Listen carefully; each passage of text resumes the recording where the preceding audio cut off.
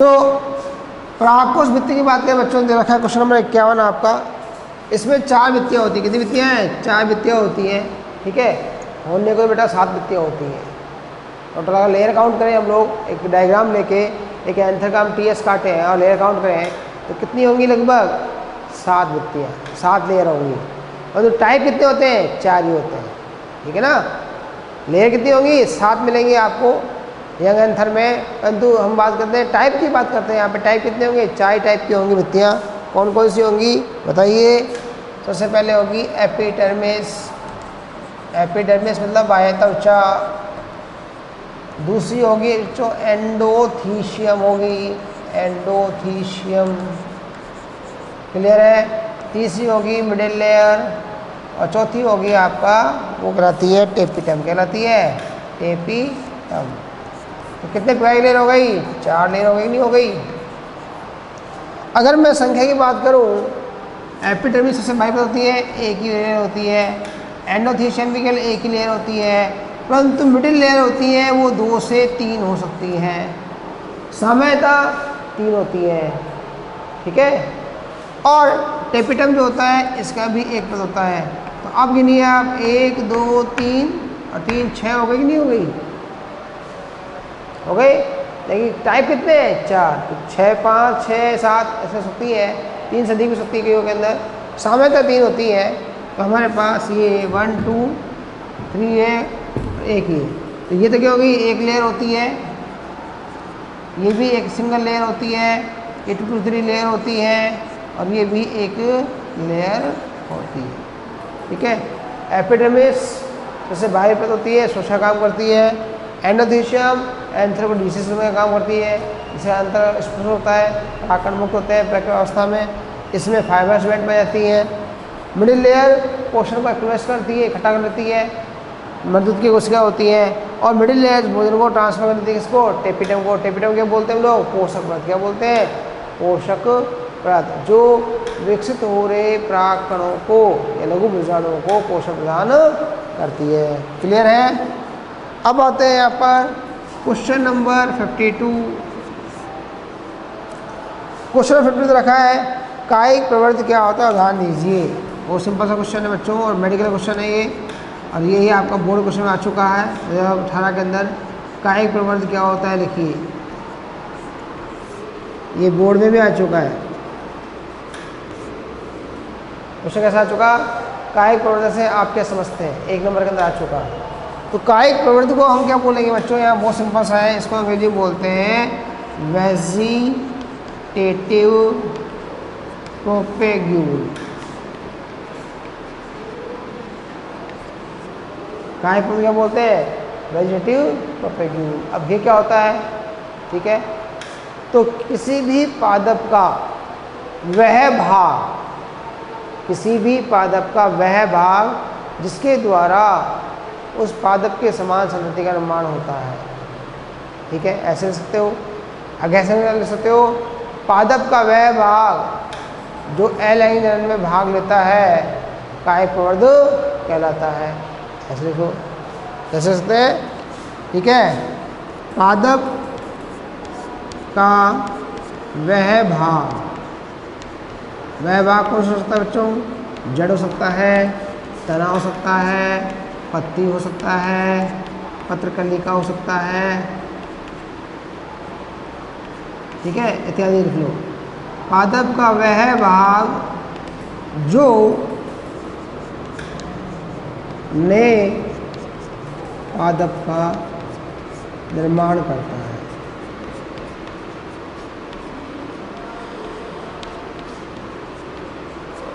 कायिक प्रवृत्ति कहलाता है। क्लियर है। तो जैसे हम जड़ का एग्जाम्पल तो क्या आएगा? शकरकंद। सुगंधी खाते हैं हम लोग, सुगंधी की मिट्टी में लगा दो, नहीं पौधा बन जाएगा, तो वो कायिक प्रवृत्ति होगा ही नहीं हो गया। फिर तने की बात करें तो हमने पढ़ा है कंद, प्रकंद, घनकंद और शलकंद पढ़ा है ना। आलू, अरबी, आपका प्याज, ये हमने पढ़े हैं। तो इनमें भी क्या करें हम लोग? आलू टुकड़े कर दो, आप टुकड़े लगा दो, मिट्टी में नया पौधा बन जाएगा। इसके अलावा तना हो गया। पत्ती की बात करें तो ब्रायोफिल्म, पत्थर चट्टा जो होता है, उसकी पत्ती टुकड़े काट लगा दो आप, नया पौधा बन जाएगा। ठीक है। पत्रकलिका की बात करें तो बल्बिल्स, पत्रकलिका की बात करें तो याद करो कौन सा आता है, साइकस जिम्नोस्पर्म में आता है, अगेव उसमें आता है। तो ये सारे इसके एग्जाम्पल आते हैं। तो क्या कह देंगे हम लोग, जड़ की हम एग्जाम्पल बात करते हैं बच्चों हाइड्रोजन के अंदर, तो शकरकंद आता है, ये एग्जाम्पल हो गए। तने की हम बात करें, जो भी आपको लगता हो, कंद है, प्रकंद है, ठीक है, लिख सकते हो। या लिख सकते हो आप, कैसे लिख सकते हो, गुलाब, गुड़हल, आलू, मतलब भूमिगत और अभूमिगत दोनों प्रकार के आते हैं, घास, ग्रास। अगर हम बात करें पत्ती की बात करें बच्चों, यहाँ पर पत्ती की, तो पत्ती में आता है ब्रायोफिल्लम, और अगर हम बात करते हैं यहाँ पर किसकी, पत्रकलिका की, तो इसमें नाम आता है अगेव। किसका नाम आता है, अगेव का। तो ये हमारे पास क्वेश्चन हो गए। क्लियर है। 52 क्वेश्चन हो गए आपके, सारे समझ आए। फिर भी किसी को बच्चे को कोई डाउट आता है, ये है तो मुझसे पूछ सकता है। ठीक है, नोट कर लीजिए।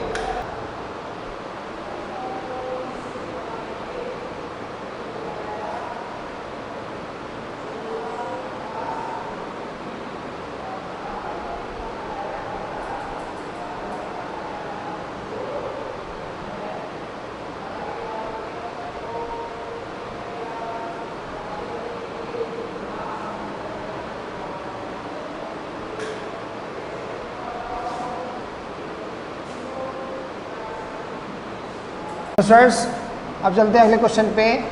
अगला क्वेश्चन आता है क्वेश्चन नंबर आपका 53। कौन सा क्वेश्चन आता है, क्वेश्चन नंबर 53। क्या दे रखा है, अलैंगिक व लैंगिक जनन में अंतर स्पष्ट कीजिए। क्या पूछा है यहाँ पर, लैंगिक व अलैंगिक जनन में अंतर।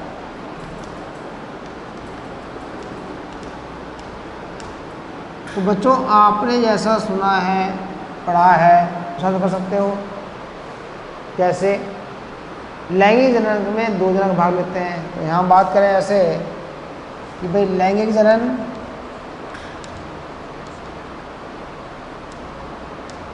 अब यहाँ हम बात करते हैं अलैंगिक जनन। कैसे लिख लीजिए, एक ही बात है।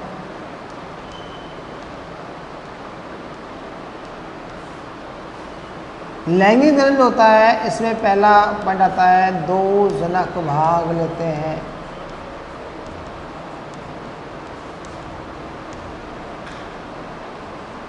एक नर होता है, दूसरा मादा होता है।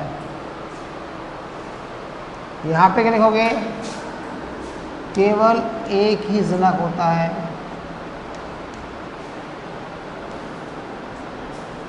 नर मादा का चक्कर नहीं है। दूसरा पॉइंट क्या लिखेंगे, संतति जो होती है वो जनक के पूर्णतया समान नहीं होती,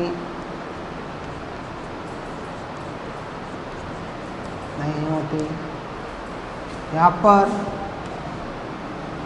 संतति जनक के समान होती है। तीसरी हम बात करें, अर्धसूत्री विभाजन उपस्थित होता है। यहाँ क्या लिखोगे, अनुपस्थित होता है। चौथा, आनुवांशिक भिन्नताएं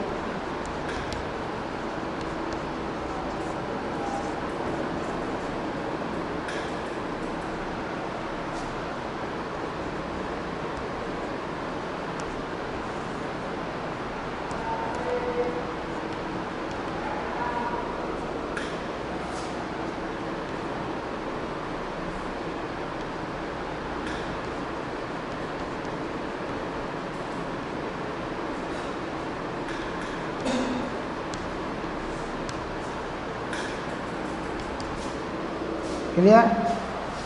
ये अंतर हो गया आपके लैंगिक और अलैंगिक जनन के अंदर। ठीक है, 4 कॉमन लिखना होते हैं 1 नंबर के अंदर, ज़्यादा अगर आपका तो ज़्यादा लिख सकते, कोई दिक्कत नहीं है। फिर आते हैं question number 54। Question number 54, question number 54 में क्या लिखा है बच्चों? एम्फीबियन और रेप्टाइल में संयुग्मन कहाँ होता है?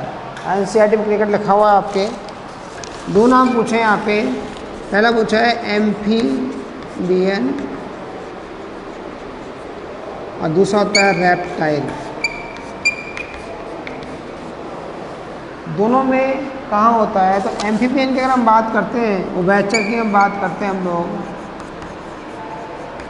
और यहाँ रेप्टाइल की बात करें, रेप्टाइल क्या होते हैं? सरीसर। तो एम्फीबियन की अगर हम बात करें तो उभयचर जो होते हैं इनमें जो गमन होता है, जन्म जो होता है वो कहाँ होता है? बाह्य निषेचन। कौन सा होता है जनरली? बाह्य निषेचन होता है, अर्थात युग्मक संयोजन होता है वो शरीर के बाहर होता है। एग्जाम्पल अगर हम दें तो इसका एग्जाम्पल आता है फ्रॉग या मेंढक कह सकते हैं आप लोग। दूसरे नंबर पे आते हैं सही सब। इनमें कैसा होता है? आंतरिक होता है, शरीर के अंदर निषेचन होता है। ये कहाँ होता है बताइए? एग्जाम्पल कहाँ होगा?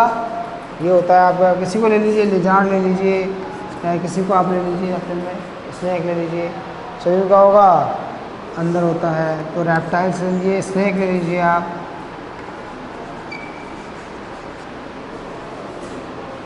ठीक है, ये हो गया आपका। फिर रखा है क्वेश्चन नंबर 55। क्वेश्चन नंबर है बच्चों 55। क्या है क्वेश्चन? बहुत सिंपल सा क्वेश्चन है। चल बीजाणु के लक्षण और कार्य बताइए। चल बीजाणु,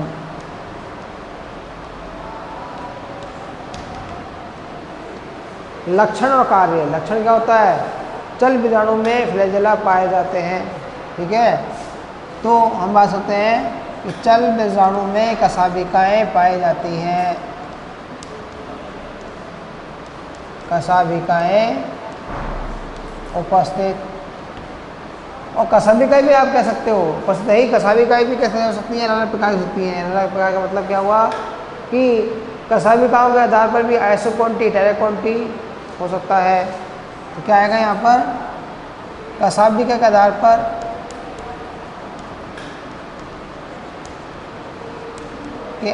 पर ये 2 प्रकार हो सकते हैं। कैसे हो सकते हैं? समकशाभिक और विषमकशाभिक। सामान्यतः 2 कशाभिकाएँ होती हैं। अगर समकशाभिक होगा तो हम बात करेंगे ये ऐसे होगा, और विषमकशाभिक की बात करेंगे तो एक बड़ी होगी और एक छोटी होगी। ये विषमकशाभिक हो गए। ठीक है, दूसरा पूछा बच्चों इसमें कार्य पूछा है। इसका कार्य क्या होता है? नई संतति का निर्माण करना।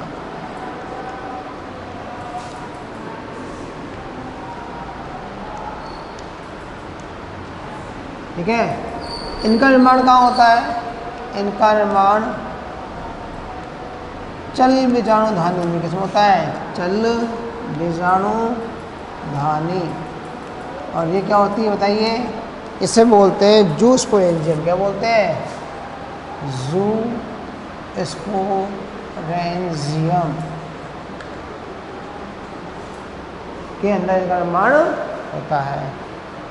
ठीक है, और नई संतति जो होती है निर्माण करते हैं। तो आता है क्वेश्चन नंबर 56। अगले क्वेश्चन की बात करें, पराग कणों की जीवन क्षमता उदाहरण से देखिए। पराग कणों की जीवन क्षमता क्या पूछा है बच्चों? यहाँ पर क्या पूछा है? पराग कणों की जीवन क्षमता के बारे में लिखना है आपको।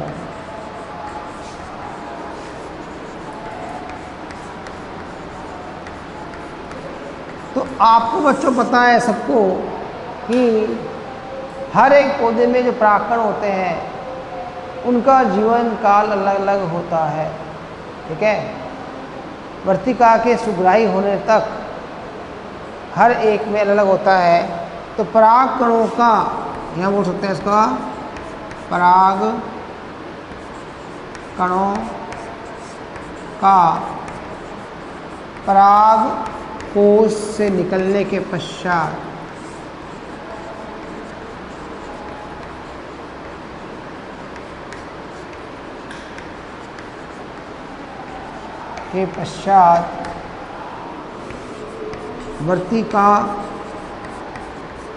वर्तिकाग्र सतह पर पहुंचने व निषेचन करने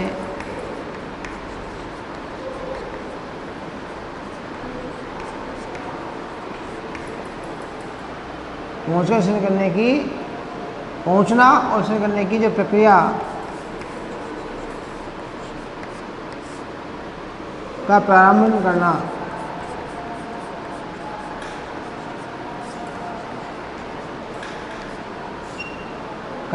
यहाँ तक का जो समय होता है उसे हम बोलते हैं पराग कणों की जीवन क्षमता। और ये अलग अलग में अलग अलग हो सकती है, ठीक है। अगर हम बात करते हैं यहाँ पर गेहूँ की बात करते हैं तो गेहूँ के पराग कण की जीवन क्षमता होती है लगभग 30 मिनट होती है। कितनी होती है? 30 मिनट। अगर वो आधे घंटे के अंदर वर्तिका पे गिर जाता है तो वो फर्टिलाइजेशन करेगा। यदि आधे घंटे पे नहीं करता है वो, तो फर्टिलाइजेशन क्रिया नहीं करेगा, वो उसकी जीवन क्षमता खत्म हो जाती है, ठीक है, वायबिलिटी खत्म हो जाती है। दूसरे में एग्जांपल दूँ, यहाँ पर लेग्यूम्स की बात करूँ, मैं दाल कुल के पौधे की बात करूँ, चना है, मटर है, इनके अंदर जो होता है कई महीनों तक, फ्यू मंथ, कई महीनों तक क्या हो सकता है, जीवन क्षमता होती है। अर्थात इनके परागकण लंबे समय तक जीवन सक्षम बने रह सकते हैं। क्लियर है? ये आपको लिखना है जो आपकी एनसीईआरटी बुक में है। ये भी क्वेश्चन मेडिकल में आ चुका है, बड़ा इंपॉर्टेंट क्वेश्चन है। फिर आते हैं बच्चों अगले क्वेश्चन पे, क्वेश्चन नंबर 57। क्या है? अलैंगिक जनन के महत्व को लिखिए। बहुत सिंपल सा है, अलैंगिक जनन का महत्व। आप में से कोई ऐसा बच्चा है जिसको इसका महत्व पता ना हो? कोई बच्चा ऐसा है? अलैंगिक जनन तीव्र गति से होने वाला जनन है, अधिक मात्रा में होने वाला जनन है, ठीक है। इसी संतति में लक्षण जो होते हैं जनक के समान होते हैं, विभिन्नताएं उत्पन्न नहीं होती है, बहुत सारे लक्षण हैं। मैंने मॉड्यूल में बहुत सारे लक्षण रखे हैं अलैंगिक जनन के, कोई से भी 4 लक्षण आपको याद करने हैं। मैंने बता दिया ना, एक शॉर्ट पीरियड है कि बीज बनेगा, फिर बीज अंकुरण होगा, फिर वृद्धि करेगा, आप डायरेक्ट मतलब लगा दिया तो शॉर्ट ड्यूरेशन, कम समय में होने वाला है। दूसरा, क्योंकि इसमें असंतुलन होता ही नहीं है तो अनुवांशिक विभिन्नता उत्पन्न होती ही नहीं है।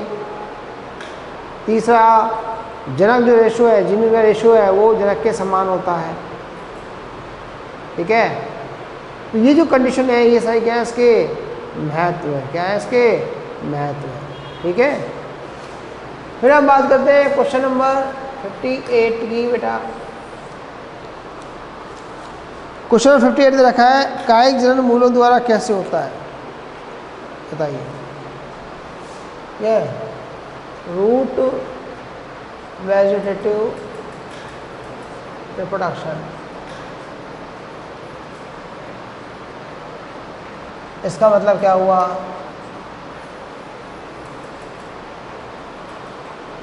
कैसे होता है? तो आप लोगों ने एक चीज़ पढ़ी होगी, अगर हम बात कर रहे हैं कि रूट के अंदर हम जब बात करते हैं बच्चों, तो यहाँ पर हमारे पास आती है एडवेंटियस रूट, ठीक है। क्या बोलते हैं? मेनली अपस्थानिक जड़ें, सॉरी। और इस में एग्जाम्पल आता है बच्चों बहुत अच्छा, शकरकंद, ठीक है, शतावर्त, डहेलिया,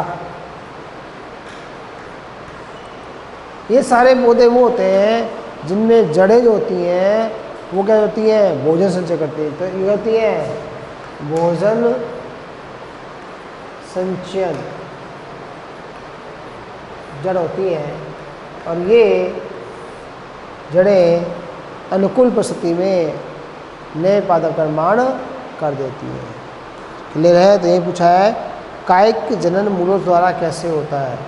तो ऐसे बोल सकते हो अपस्थानिक मूल जो होती हैं उनमें भोजन संचय होता है, और वो भोजन संचय अनुकूल परिस्थिति के अंदर ये कोशिकाएँ होती हैं, ये जड़ें वृद्धि करके नए पादप का निर्माण कर देती हैं। ठीक है, इसका एग्जाम्पल दे दिया मैंने आपको, शकरकंद दे दिया, सतावर दे दिया, डायलिया दे दिया। ठीक है, फिर आते हैं क्वेश्चन नंबर 59।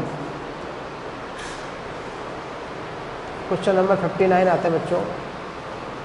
59 क्वेश्चन दिया हुआ है आपका एंडोथीशियम टेपिटम का कार्य। ठीक है, आप लोगों ने बच्चों अभी पढ़ी थी परागकोश भित्ति। क्या पढ़ी थी? परागकोश भित्ति हमने पढ़ी थी। और परागकोश भित्ति के अंदर मैंने बताए थे दो नाम। कौन से नाम बताए? दो नाम। एक था एंडोथीशियम और दूसरा बताया था आपको टेपिटम। चार नाम बताए थे, इसमें दो बड़े इंपॉर्टेंट नाम हैं ये। एंडोथीशियम होती है, इसमें अंतर है, इसे बोलते हैं पोषक परत। और जो ये एंडोथीशियम होती है ये करती है स्फुटन। क्या काम करती है? पराग कोश का स्फुटन, ये कार्य है। अब कैसे करती हैं? तो जो हमारे पास एंडोथीशियम होती है इसके अंदर अल्फा सेलुलोज की बनी, किसकी बनी? अल्फा सेलुलोज की बनी fibrous band FB, fibrous band क्या होती है? उपस्थित होती हैं। और ये कैसी होती है बच्चों? ये जल स्नेही होती है और जल को ग्रहण करके आकार में बड़ी हो जाती है। इससे परागकोश हट जाता है और परागकण मुक्त हो जाते हैं।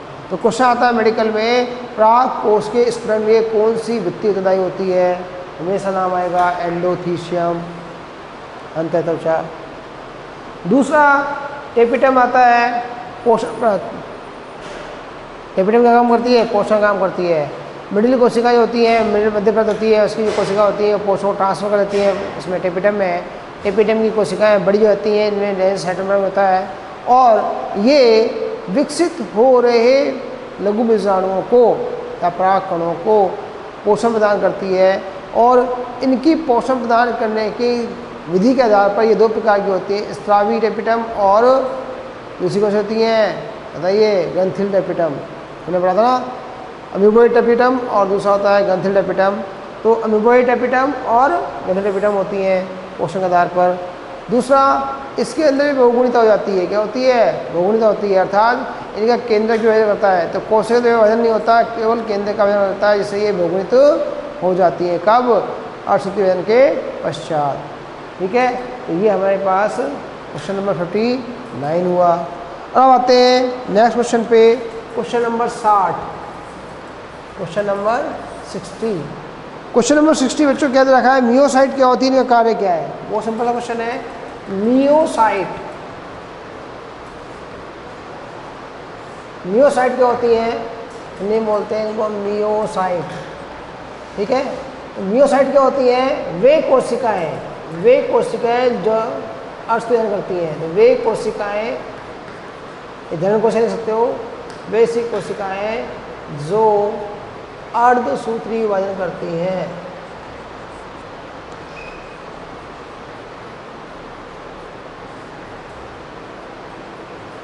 वे कोशिकाएं जो अर्धसूत्री विभाजन करती हैं क्या कहलाती है? मियोसाइट्स कहलाती हैं। ठीक है, जो PNC, अगर हमें एग्जाम्पल दे किसके देंगे? PNC, MMC, ये क्या है? मियोसाइट कोशिकाएं हैं। दूसरा कार्य क्या है? ये कोशिकाएं, कार्य लिखेंगे, ये कोशिकाएं अर्धसूत्री विभाजन द्वारा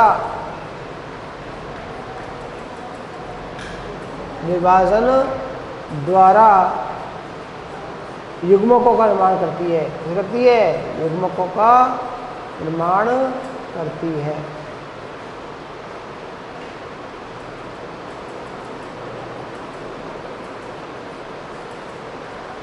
ये इसका कार्य हो गया। क्लियर है बात यहाँ तक? तो मियोसाइट्स वे जनन कोशिकाएं जो वहन करती हैं, अष्टजनन करती हैं, दर्शाती हैं, या जिन कोशिकाओं में अष्टजनन होता है मियोसाइट कहलाती है।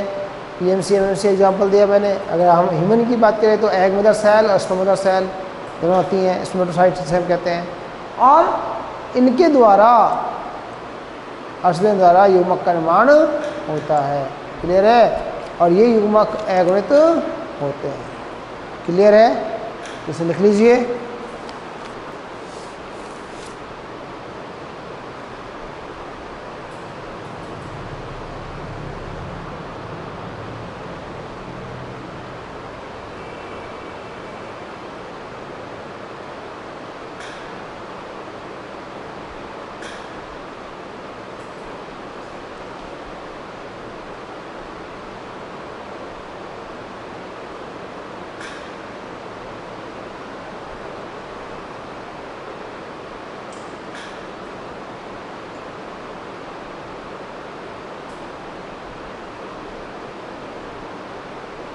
तो अभी तक हम लोग 60 क्वेश्चन कर चुके। अब बात करते हैं क्वेश्चन नंबर 61। तो अगला क्वेश्चन जो आता है बच्चों यूनिट फर्स्ट का, वो आता है क्वेश्चन नंबर 61। और क्वेश्चन क्या है? अनिषेक जनन किन प्राणियों में उपस्थित होता है? अनिषेक जनन क्या पूछा है? अनिषेक जनन किन प्राणियों में होते हैं? तो या वैसे मान लें कि अनिषेक जनन करने वाले जंतु के उदाहरण दीजिए। तो एग्जाम्पल अगर हम बात करें तो पहली बात तो परिभाषा पूछी जाए तो क्या होगा? ऐसे जीव जो बिना निषेचन के ही नए जीव को उत्पन्न कर देते हैं वो अनिषेक प्राणी कहलाते हैं। ठीक है, पहली चीज़। और अगर एग्जाम्पल दें, परिभाषा क्या देंगे? बिना निषेचन के संतति का निर्माण। ये तो हो गई इसकी परिभाषा शॉर्ट के अंदर। दूसरी हम बात करें, एग्जाम्पल दें, तो आपको ऐसे कौन कौन से जीव पता है जो अनिषेक जनन द्वारा जनन करते हैं? बताइए। आपकी एनसीईआरटी बुक में एक लाइन दी हुई है, कैसे? जैसे रोटीफर्स, लिजार्ड्स, ठीक है, आपका जो आती है मेल हनी भी होती है, लिजार्ड्स होती है। इसके अलावा रोटीफर्स हो गए, लिजार्ड्स हो गए। इसके अलावा टर्की पक्षी, टर्की ये बर्ड्स है, पक्षी है, ठीक है, इत्यादि बहुत सारे एग्जाम्पल दिए हुए हैं। रोटीफर्स है, लिजार्ड्स है, टर्की पक्षी है, हनी बी के अंदर आता है हमारे पास जो पास करती है। ठीक है, तो ये जो कंडीशन है, श्रमिक हनी बी जो होती हैं, ये सारे क्या आते हैं? अनिषेक जनन को इस करती हैं। क्लियर है? अगर हम बात करें जनन अनुपस्थित होता है तो श्रमिक जो मक्खी अधुमक्खी होती है वो स्टाइल होती है, लिविंग बीइंग होती है परंतु स्टाइल होती है। परंतु मेल जो होता है कौन? हम बात किसे कहते हैं? ड्रोन। मधुमक्खी के अंदर ड्रोन जो होता है वो अनिषेक जनन से उत्पन्न होता है। तो यहाँ हम बोल सकते हैं ड्रोन विदाउट फर्टिलाइजेशन उत्पन्न होता है। ऐसे बोलते हैं नर मधुमक्खी।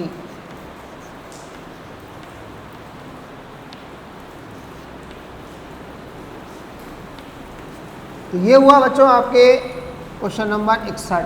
क्लियर है? ये बड़ा इंपॉर्टेंट क्वेश्चन है, ये बोर्ड प्लस मेडिकल दोनों में आता है, याद रखना इसको। अब आते हैं क्वेश्चन नंबर 62। इस पर आते हैं क्वेश्चन नंबर 62। क्वेश्चन नंबर 62 बच्चों जो है वो आपका है सकर राइजोम ऑफसेट को ध्यान से देखिए। क्या क्या पूछा है बताओ? आपका ऊपरी पूछतारी सकर। सेकंड पूछा है आपसे राइजोम, राइजोम। और थर्ड आपसे पूछा है बच्चों इसके अंदर वो है आपका ऑफसेट। ठीक है, देखो हिंदी नाम मैंने लिखे हुए हैं पर हिंदी नाम बड़े ऐसे होते हैं, याद नहीं होते हैं। तो सकर ऊपरी भूस्थारी कहते हैं, प्रकंद राइजोम होता है, और ऑफसेट उस तरीका जो ज़मीन के अंदर होता है, पानी के अंदर होता है, वो होता है। तो पहले तो हम इनके एग्जाम्पल की बात कर लें।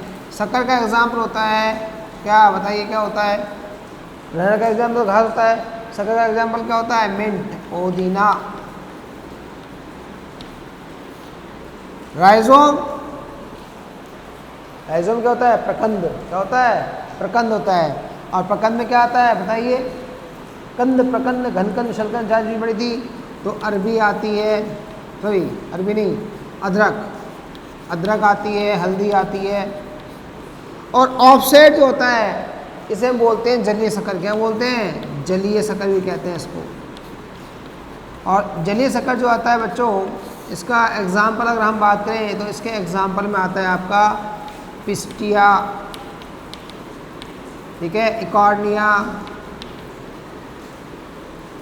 जलकुंभी जो होती है इकॉर्निया, ठीक है, ये आते हैं, जलीय पादप आते हैं, ठीक है। अब हम बात करें, ये तो ये एग्जाम्पल, अब हम बात करें परिभाषा की। शक्कर क्या होता है?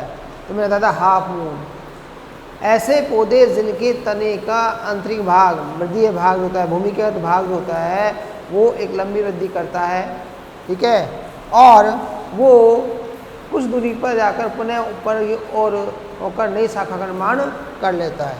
यही पढ़ा आप लोगों ने कैसे? ये मेरे पास मिट्टी अगर माना, और ये मेरे पास एक पौधा है, जो ये जड़ है इसकी, मान लीजिए पौधा है, ये मान लीजिए पुदीने का पौधा है, तो इसमें यहाँ से शाखा निकलेगी, ये शाखा नीचे जाएगी और ये फिर ऊपर आकर नए पौधे का निर्माण कर देगी, ये नो ऐसे।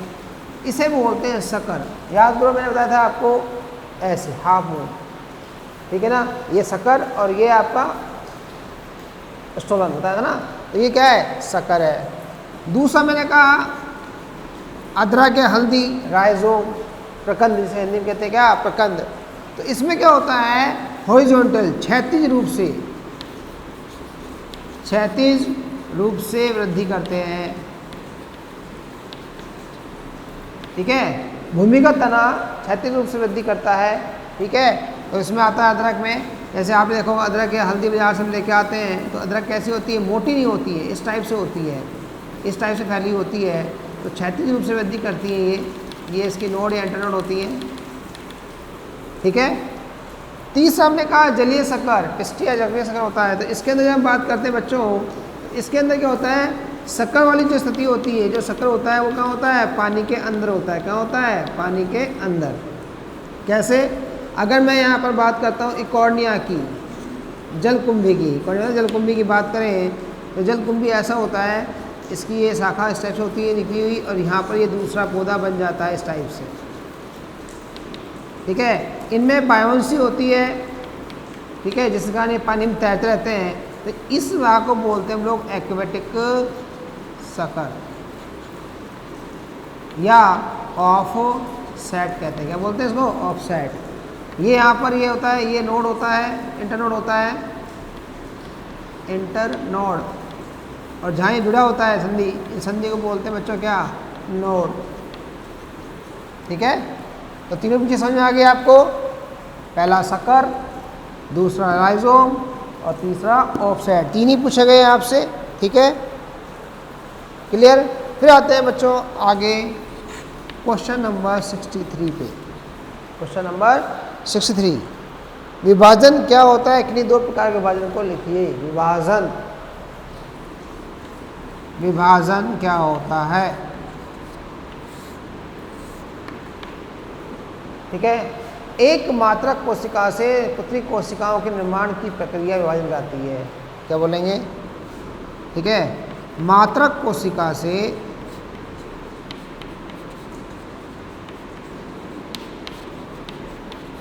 पुत्री कोशिकाओं का निर्माण,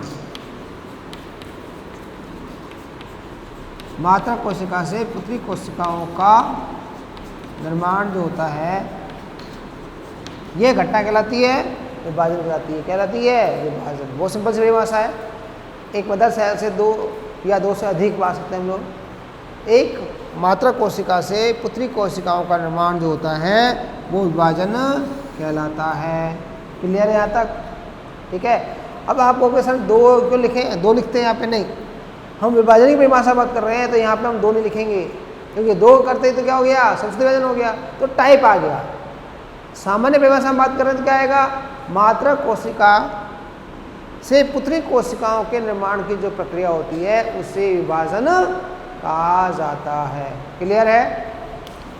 अब हम बात करते हैं यहाँ पे विभाजन जो होते हैं 2 प्रकार के होते हैं। तो विभाजन जो होता है वो कितने प्रकार का होता है बच्चों, ये 2 प्रकार का होता है, समसूत्री और अर्धसूत्री। माइटोसिस कहते हैं इसको, इसे बोलते हैं बच्चों मियोसिस। क्या बोलते हैं, मियोसिस। क्लियर।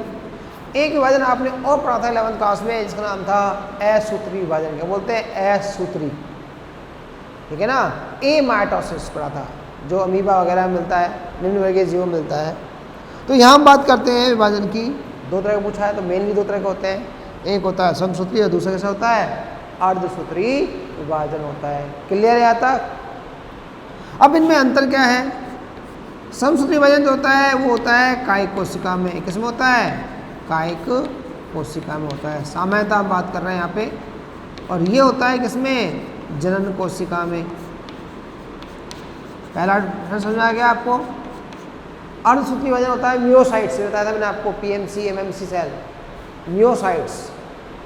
ठीक है, जनन कोशिकाओं में, चाहे वो नर जननांग हो चाहे मादा जननांग हो, किसी भी जीव के अंदर लैंगिक जनन होता है तो जो कोशिकाएं युग्मक का निर्माण करती हैं अर्धसूत्री विभाजन द्वारा, उन सभी कोशिकाओं को मियोसाइट कहते हैं। और उनमें न्यूनीकरण विभाजन होता है। क्या होता है, न्यूनीकरण, मतलब अर्धसूत्री विभाजन होता है जिसके द्वारा वो युग्मक का निर्माण करती है। तो कायिक कोशिका में होता है एक चीज़, यहाँ जनन कोशिका में दूसरी चीज़। क्लियर है। अब यह घटना आती है कि यहाँ पर विभाजन जो होता है उसमें 2n से 2n बनता है। क्या बनता है, 2n से 2n बनता है। अर्थात समसूत्री विभाजन द्वारा बनने वाली जो पुत्री कोशिकाएं हैं वो समान आकार की होती हैं, उनमें गुणसूत्रों की संख्या भी समान ही होती है। जैसे अगर मेरे पास यहाँ पर 46 क्रोमोसोम है, मनुष्य की मैं बात करूँ तो इनमें भी 46 और 46 क्रोमोसोम ही होंगे, 46 गुणसूत्री होंगे। तो कायिक कोशिका मतलब क्या हुआ, समान कोशिकाओं का निर्माण हुआ और उनमें गुणसूत्रों की संख्या भी क्या होती है, समान ही होती है। इस प्रकार बोलते हैं समसूत्री विभाजन। दूसरा होता है हमारे पास अर्धसूत्री विभाजन। क्या होता है, अर्धसूत्री विभाजन। तो कहाँ होता है, जनन कोशिका में होता है। और इसमें क्या होता है बच्चों, युग्मक का निर्माण होता है, युग्मक का निर्माण होता है। ठीक है, युग्मक का निर्माण होता है। और ये निर्माण जो हो रहा है यहाँ पे, गैमेट्स जो बन रहे हैं वो आपके सामने क्या होते हैं, हमेशा अगुणित होते हैं। तो यहाँ मैं लिख देता हूँ, युग्मक जो होते हैं बच्चों, युग्मक क्या होते हैं, अगुणित होते हैं। अगुणित मतलब क्या हुआ, n होते हैं। इसलिए हम यहाँ बात करें, यहाँ पर हम क्या बात करें कि यहाँ पर जो मात्रा कोशिका होती है, मात्रा कोशिका होती है वो कैसी होती है, 2n होती है। कैसी होती है, 2n होती है। ठीक है, ये 2n कोशिका होती है, ये विभाजन करती है, 2n से क्या बनाती है, n। तो यहाँ पर जो n होता है वो बच्चों 4 कोशिका बनती है, n n n और ये n। कितनी बनी, 4 कोशिका बनी, 1 2 3 4। ये 4 क्या होंगी, अगुणित। मैंने n को लिखा है यहाँ पर, ये क्या है, अगुणित। ये क्या होती है, अगुणित होती है। और इन्हें हम क्या बोलते हैं, युग्मक। तो अर्धसूत्री मतलब हमारे पास जो कोशिका है इसमें 46 क्रोमोसोम थे, यहाँ कितने हो जाएंगे, 23 23 23 23। तो यहाँ पर क्या हुआ, गुणसूत्रों की संख्या मात्रक कोशिका से क्या हो गई, आधी हो गई। क्या हो गई, आधी हो गई। इसलिए क्या बोलते हैं इसको, अर्धसूत्री विभाजन कहा जाता है। तो यहाँ हम बोल सकते हैं, इसमें यहाँ बोल सकते हैं हम लोग, गुणसूत्रों की संख्या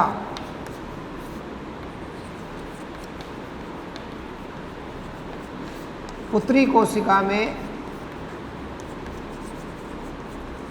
पुत्री कोशिका में मात्रक कोशिका के समान, मात्रक कोशिका के समान दे सकते हो आप संस्कृत विभाजन में। और सूत्र में क्या करना होगा, यहाँ क्या लिख सकते हैं हम लोग सूत्र के अंदर, पुत्री कोशिकाओं में, पुत्री कोशिकाओं में मात्रा कोशिका, पुत्री कोशिकाओं में गुणसूत्रों की संख्या, गुणसूत्रों की संख्या मात्रक कोशिका, मात्रक कोशिका से आधी, आधी अर्ध गुणसूत्र है, आधी होती है, आधी का बोलते हैं हाफ। ठीक, जो भी संख्या है, मान लीजिए 12 है तो 6 होगी, 14 है तो 7 होगी, 21 है तो 22 है तो 11 होगी, मतलब जो भी मान सकते हैं, जो भी क्रमशः नंबर है किसी जीव के, उसके हिसाब से संख्या होगी। ठीक है, ये जो कंडीशन है ये हमारे पास यहाँ पर आया। अब आते हैं हम आगे क्वेश्चन नंबर 64 पर। क्वेश्चन नंबर 64, क्वेश्चन क्या है सुनना बच्चों, नारियल का पौधा द्विलिंगी जबकि खजूर का पौधा एक लिंगी क्यों कहलाता है। सुनना मेरी बात, समझना, यहाँ पूछा है और ये क्वेश्चन बोर्ड में आ चुका 2017 के अंदर। नारियल जो होता है, नारियल जो पादप होता है एक, और दूसरा कौन सा बताया मैंने आपको, खजूर, डेट प्लाम का, कोकोनट का और खजूर का जो पौधा होता है, इन दोनों में ये कहा गया है कि इसे तो हम बोलते हैं द्विलिंगी और इसे हम बोलते हैं खजूर के पादप को एक लिंगी। यही कहा है ना, एक लिंगी। तो क्या डिफरेंस हुआ, बहुत सिंपल सा। आप कहोगे सर नारियल के पौधे में दोनों पुष्प होते हैं, नरमादा पुष्प दोनों पाए जाते हैं, द्विलिंगी होता है, खजूर के पौधे में एक तरह का पुष्प होता है, इसलिए होते हैं। ठीक है, द्विलिंगी या ऐसे हम बोल सकते हैं एक नाम उभयलिंगाश्री। तो इसके लिए बच्चों एक चीज़ हमने पढ़ी थी, याद करो, क्या कि पादप पर जो पुष्प होते हैं वो एक लिंगी हो सकते हैं, पुष्प द्विलिंगी होते हैं, और जो पुष्प है वो एक लिंगी और द्विलिंगी हो सकते हैं। यदि एक ही पुष्प में दोनों नरमादा उपस्थित हैं तो पुष्प द्विलिंगी पुष्प कहलाएगा। यदि एक ही पुष्प में केवल एक ही प्रकार का जननांग है तो क्या कहलाएगा, एक लिंगी कहलाएगा। ये हमने पढ़ा है, तो वही चीज़ समझा रहा हूँ। तो नारियल का जो पादप होता है, इन दोनों के अंदर ही, नारियल में खजूर में दोनों में क्या होते हैं, पुष्प तो एक लिंगी होते हैं,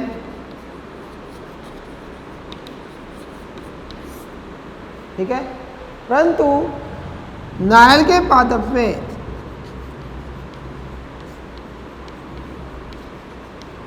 दोनों उपस्थित होते हैं, मेल भी होता है फीमेल भी होता है।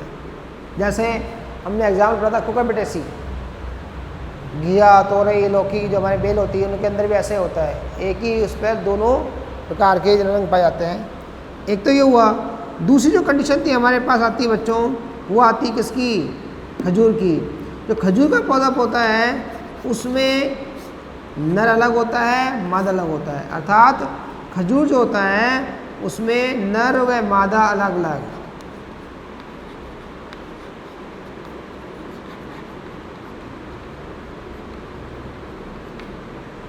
आगे डिफरेंस समझ में, जैसे मनुष्य, हम कैसे एक लिंगी, हमारे अंदर नर अलग है, मादा अलग है, महिला अलग है, आदमी अलग है।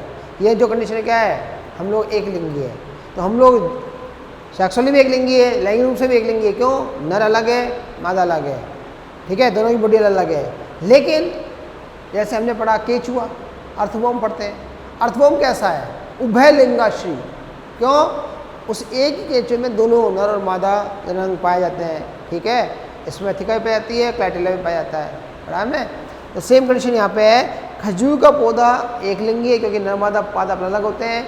नारियल का पौधा उभयलिंगी है क्योंकि नारियल के पौधे में पुष्प अलग होते हैं परंतु दोनों एक ही पादप होते हैं, इसलिए क्या कहलाएगा, वो उभयलिंगाश्री कहलाता है।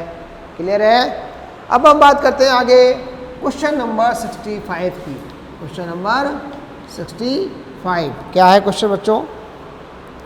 संयुग्मन व निषेचन में अंतर लिखिए। संयुग्मन और निषेचन को समझाना है। निषेचन क्वेश्चन है, संयुग्मन और निषेचन में अंतर लिखिए। तो आपकी जो बुक है उसमें लिखा हुआ है एनसीईआरटी में कि संयुग्मन और निषेचन, फर्टिलाइजेशन और सिनगेमी दोनों एक दूसरे के पर्यायवाची हैं, ठीक है। लेकिन मैं यहाँ सिंपल सा बताता हूँ, सिनगेमी होती है, इसे हम बोलते हैं इंग्लिश में बच्चों सिनगेमी। क्या बोलती है? सिनगेमी, ठीक है। इसका मतलब होता है प्लाज्मोगैमी प्लस कैरियोगैमी। अभी तो जानते होंगे आप, प्लाज्मोगैमी और कैरियोगैमी, प्लाज्मा का संलयन और फिर केंद्रक का संलयन। प्लाज्मोगैमी का मतलब क्या हो गया? प्लाज्मा संलयन। क्या हुआ? प्लाज्मा संलयन।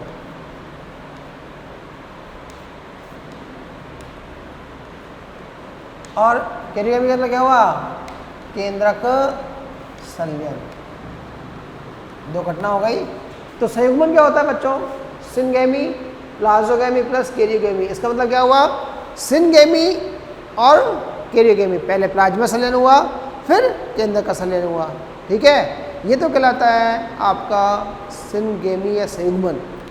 दूसरा मैंने कहा निषेचन, नर मादा युग्मकों का जुड़ना, वो कहलाता है फर्टिलाइजेशन, ठीक है ना। यहाँ हम क्या बोलेंगे? नर और मादा, ये मादा युग्मक है एंड ये नर युग्मक है। तो नर व मादा युग्मक का फ्यूजन जो होता है, संयुग्मन जो होता है, जुड़ना होता है, उसे हम बोलते हैं निषेचन, ठीक है। तो हम ये मान सकते हैं कि मैंने आपको बताया था कि किसी भी जीव के अंदर अपने अपने स्पर्म को पहचानने, एग के अंदर स्पर्म पहचानने की और स्पर्म के अंदर एग को पहचानने की क्षमता होती है, ठीक है। अर्थात जैसे अगर मैं बात करूं, अगर मेरे पास डॉग है तो डॉग का स्पर्म अगर मैं किसी दूसरे एनिमल में, कैट के अंदर मैं अगर इंसर्ट करता हूं तो वो फर्टिलाइज नहीं करता है। डॉग का स्पर्म फीमेल डॉग के अंदर ही जाएगा तो वो स्पर्म करेगा, ठीक है। सेम ही कंडीशन है, हर एक एग जो होता है, चाहे वो प्लांट के अंदर हो या एनिमल के अंदर हो, हर एक एग अपने स्पर्म को आइडेंटिफाई करता है, ठीक है। तो जब स्पर्म एग तक पहुँचते हैं, या पोलन ट्यूब की बात कर रहे हैं, मेल गैमेट्स की बात करें प्लांट के अंदर, वो एग तक पहुँचते हैं तो वो उसको आइडेंटिफाई करते हैं। पहले आइडेंटिफाई हो गया, जब आइडेंटिफिकेशन हो जाएगा then they are fertilise the egg. और जैसे फर्टिलाइज हुआ तो ऊपर एक कवरिंग बन जाती है, ठीक है। तो यहाँ पर जो कंडीशन आ रही है, हम लोग बात कर रहे हैं syngamy is equal to plasmogamy plus karyogamy. Plasma का संलयन और केंद्रक का संलयन होता है, और एग और स्पर्म का जो फ्यूजन होता है उसे हम बोलते हैं निषेचन। क्या बोलेंगे? निषेचन। तो निषेचन के अंदर सिनगेमी आती है। निषेचन एक कंप्लीट प्रोसेस है, हम बोलते हैं नर मादा युग्मों का संलयन जिससे जायगोट बनता है और निषेचन कहलाता है। तो निषेचन एक संपूर्ण प्रक्रिया है, उस प्रक्रिया के अंदर दो घटनाएं घटती हैं, प्लाज्मोगैमी और कैरियोगैमी। उन दोनों घटनाओं को हम बोलते हैं सिनगेमी। क्लियर है? बस में आ गई। तो ये हमारे पास हुए कितने? 65 का क्वेश्चन कंप्लीट हो गए, ठीक है। तो नोट कर लीजिए इनको।